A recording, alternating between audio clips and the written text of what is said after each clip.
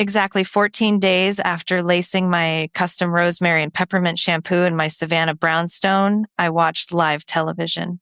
Savannah Sterling, a famous lifestyle heiress, stepped onto an Atlanta morning broadcast completely bald. She frantically adjusted a slipping silk scarf while fielding chaotic questions from reporters. I watched her panic through the screen. Savannah and I were the only two people who knew the truth. Drop a comment and let me know where you're listening from and what time it is for you right now. I'd love to know who's part of our community. I didn't cry when I found it. I didn't ask why. Anger wasn't loud this time. It was clinical. It started on a Saturday morning, exactly 14 days earlier. I was inspecting the marble shower tile in my master bathroom when I saw a single translucent blonde hair clinging to the grout. My husband Garrison has dark hair. I have dark hair. We live alone. The evidence was small, but undeniable. Over the next few days, I watched Garrison carefully. I became an auditor of my own marriage. He started placing his phone face down on the kitchen counter. He took late night calls, claiming they were urgent commercial real estate development emergencies. When I spent a Saturday scrubbing the bathrooms, he grew defensive, making sharp, condescending remarks about my obsessive cleaning habits. He was trying to make me the problem, projecting his guilt to manage my perception. I realized our marriage had been a subscription, and I was the only one footing the bill. The betrayal deepened into something much darker when I checked my shower shelf. I use a bespoke scalp treatment shampoo. It is a thick, custom formula smelling strongly of rosemary and peppermint. Garrison absolutely hates the scent and never touches the bottle. I scratched a tiny, precise horizontal notch into the dark plastic with my thumbnail. Then I went to work managing offsite historic restorations. 3 days later, I checked the bottle again. The liquid level had dropped 2 full finger widths below my scratch mark. It wasn't just a stray hair anymore. This was a calculated invasion. In the business of architectural restoration, you learn to spot foundational rot. My marriage was rotting from the inside out. I stood in my bathroom and recognized the profound psychological cruelty of what was happening. This wasn't merely a physical affair. This was a covert infiltration. The woman stepping into my shower wasn't just sleeping with my husband. She was actively consuming my domestic identity. She was standing in my private sanctuary, using my bespoke hygiene products and bathing herself in my signature scent while I was out working. She wanted to erase my existence in my own home and replace it with her own. Affair partners of covert narcissists don't just want the spouse. They want the throne. They want to usurp the wife's territory, wrapping themselves in her comfort to assert dominance. It was a hostile takeover of my personal space. This kind of territorial usurpation relies entirely on the victim remaining passive and polite. Garrison was smuggling his mistress into my master bath, treating me as an invisible, expendable asset in my own house. I rubbed my eyes, trying to summon regret, but there was only clarity. This wasn't a breakdown. It was a balance sheet. They assumed I would never stop playing the compliant wife. I decided right then that I would not confront Garrison with tears or begging. I would not ask for respect from people who had none to give. Instead, I would audit the situation and close the account permanently. I didn't cry. I didn't ask why. I just opened my mind to the logistics of exposure. I knew that staging a premature confrontation would be a strategic failure. Confronting a manipulator without undeniable physical leverage is an act of self-sabotage. If I presented Garrison with a stray hair and a dropping shampoo level, he would immediately deploy defensive tactics. He would deny the accusation, attack my sanity, and reverse the roles of victim and offender. He would spin a polished lie about a cleaning service or a visiting colleague, and I would be painted as the paranoid, hysterical wife. I refused to hand him that power. Silence, when calculated, is the most asymmetrical weapon you possess. I chose the strategy of asymmetrical silence, stepping back to let the perpetrators walk willingly into their own undeniable trap. On an ordinary Tuesday, I visited a distant pharmacy, completely out of my usual district. I walked down the aisles with cold precision. I purchased an extra-strength commercial hair removal cream, hiding the distinct tubes beneath everyday cleaning supplies and paper towels in my basket. I paid in cash. I didn't feel panic or guilt. I was simply balancing the ledger. When I returned to the brownstone, I waited until Garrison was out of the house. I locked the master bathroom door and retrieved my bespoke shampoo bottle from the shower shelf. The thick rosemary and peppermint liquid smelled familiar and grounding. I methodically poured the extra-strength cosmetic depilatory cream directly into my custom shampoo. I shook the dark plastic bottle vigorously until the chemical consistency blended seamlessly with the herbal formula. The strong rosemary and peppermint oils masked the harsh chemical scent perfectly. It was a flawless integration. I wiped the bottle down, ensuring no residue remained on the outside. Then, I restored the bottle to its exact coordinate on the marble shower shelf.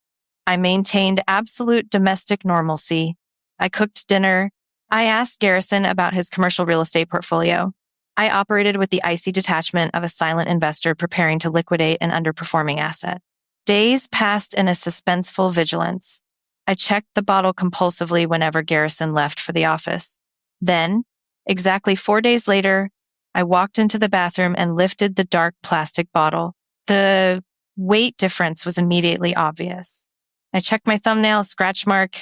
At least 2 full inches of the lace formula were gone. The trap had snapped shut. They weren't shocked by what they had done. They would be shocked that I had stopped playing along. This wasn't revenge. It was accounting. I was auditing a fraudulent partnership, preparing to present the final invoice.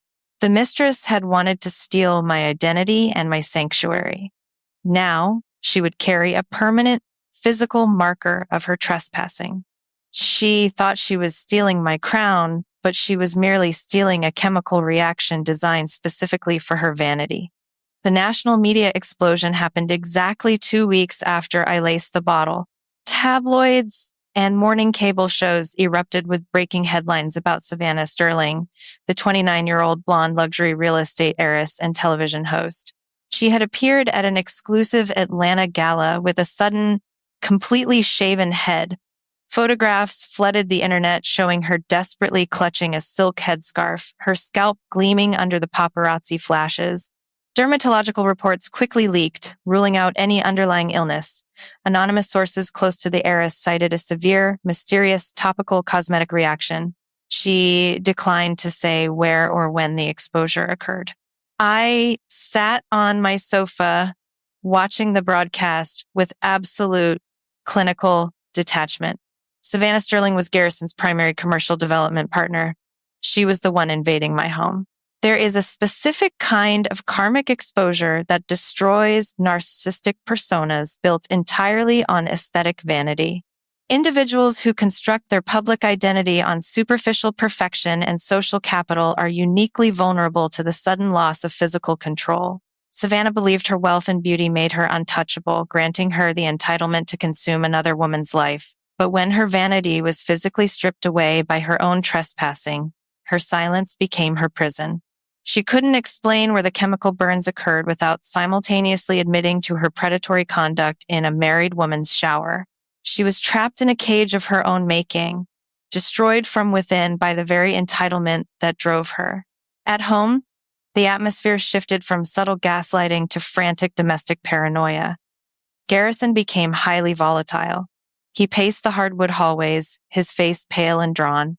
He locked himself in his home office, holding hushed, panicked phone calls for hours. Instead of showing an ounce of remorse for his betrayal, he projected his spiraling anxiety onto me. He snapped over minor inconveniences and accused me of being cold, distant, and unsupportive during a critical time for his business. I watched his toxic escalation without shedding a single tear. I had been the silent investor in his version of a marriage. For years, I funded our lifestyle. I had personally poured $180,000 of my own architectural restoration income into renovating our historic brownstone, painstakingly restoring every detail of our private estate. Meanwhile, Garrison constantly claimed poverty, insisting his commercial real estate deals needed more time to mature. He had weaponized my agreeable nature to divert marital funds into his personal ventures, maintaining a facade of partnership while actively sabotaging my future. I watched him spin his web of lies, realizing that our marriage was nothing but a series of fraudulent transactions. I was preparing to foreclose on his double life. His panic was the ultimate confirmation of his guilt. He was watching his $4.5 million development deal with Savannah disintegrate alongside her public image, and he was completely powerless to stop it.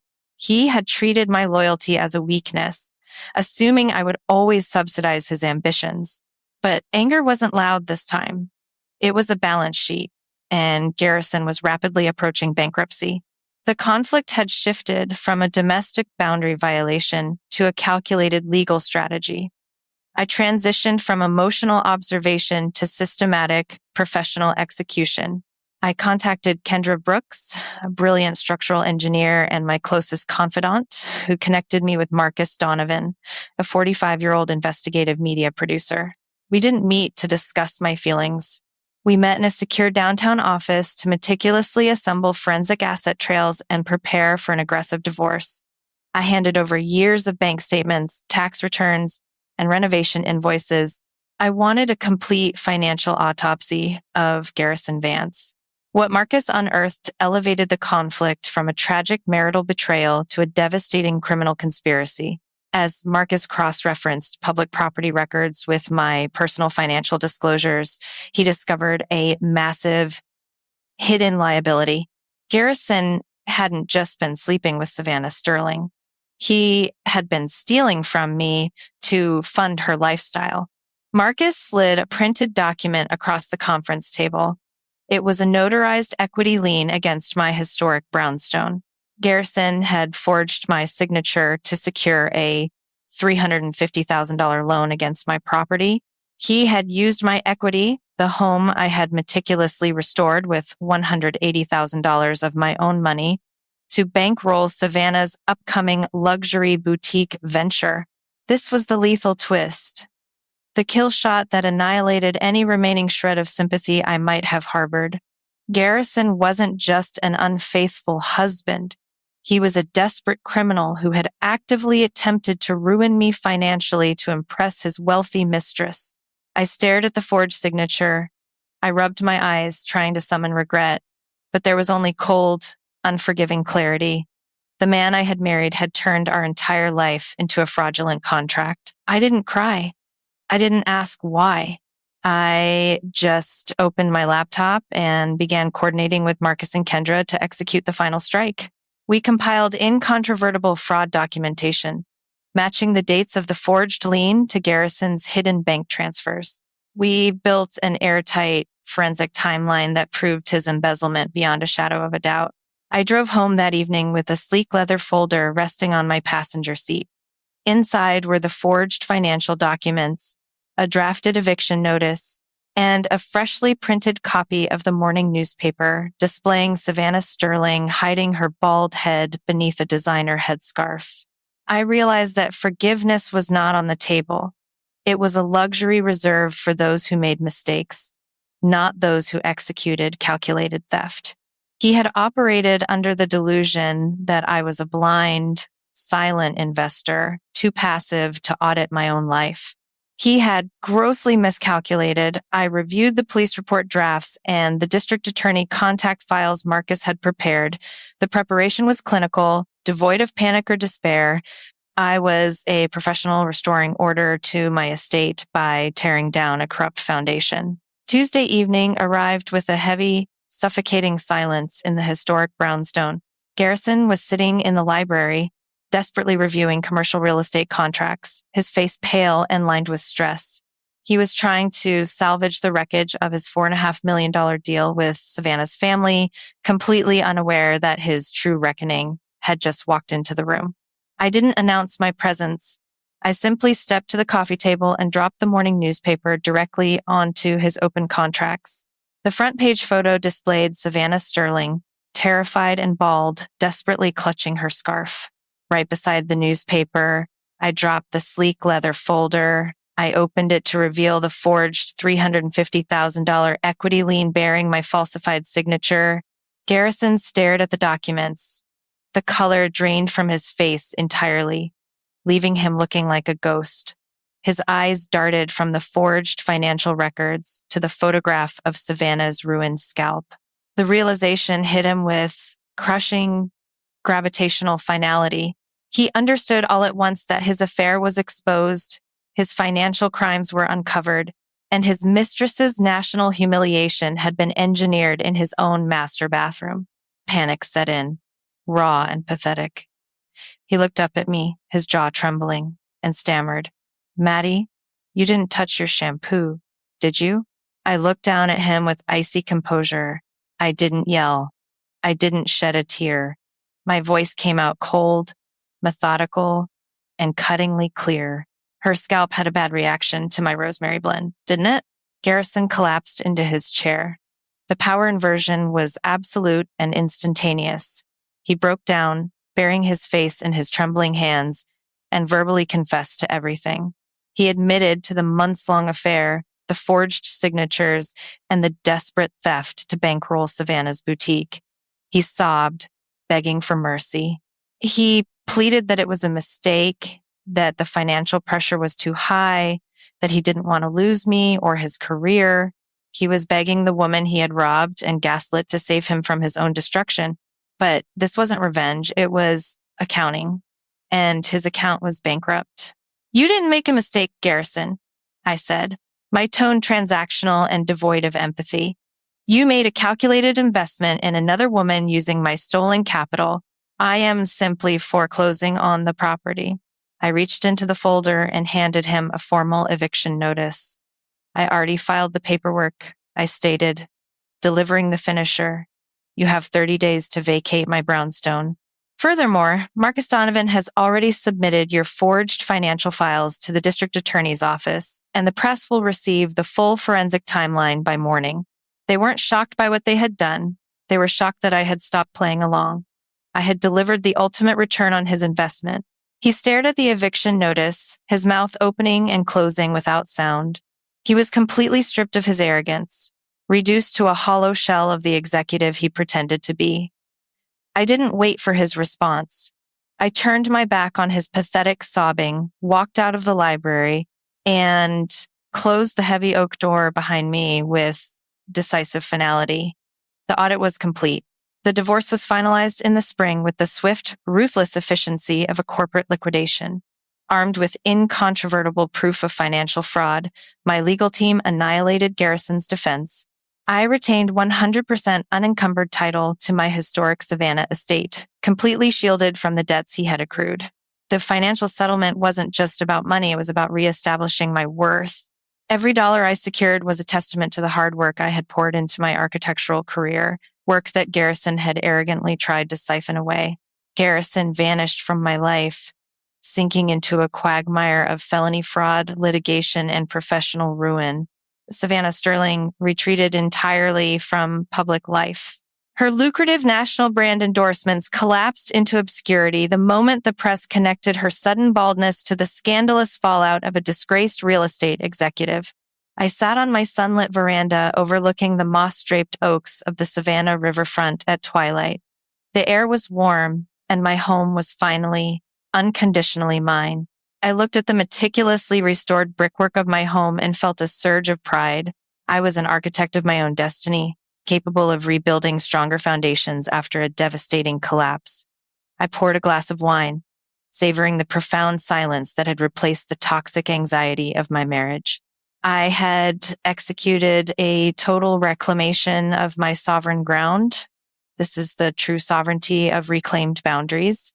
When someone covertly invades your private sanctuary and treats your dignity as an afterthought, the most potent retaliation is never a frantic, emotional confrontation. It is dismantling their entire facade with cold, undeniable precision.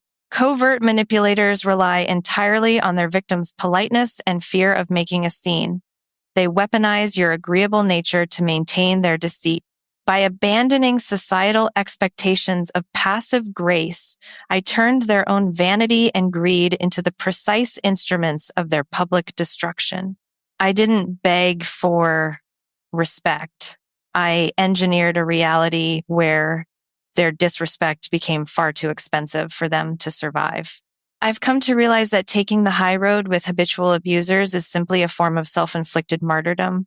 Society often urges women to confront betrayal tearfully, to seek amicable closure, and to prioritize artificial peace over actual justice. But the truth is, authentic justice requires decisive action. It is a terrifying transition, moving from a partnership built on lies to an autonomy built on truth. Yet, in that transition, you discover your own lethal strength. When someone deliberately invites a stranger to usurp your home, your scent, and your financial security, passive grace is nothing more than complicity in your own erasure. Forgiveness isn't always for the other person. Sometimes it's the only way to set yourself free. But true freedom rarely comes without first enforcing absolute consequences. I refuse to live small. I refuse to be the silent investor in my own destruction. Standing on my veranda, looking out at the golden horizon, I felt a deep, unshakable serenity. I hadn't just survived a betrayal. I had surgically excised a toxic presence from my life and reclaimed my total emotional and financial independence. The evening air smelled of rosemary, peppermint, and absolute victory. Have you ever had to reclaim your life after someone tried to make you feel invisible? Share your thoughts and stories in the comments below, and don't forget to subscribe.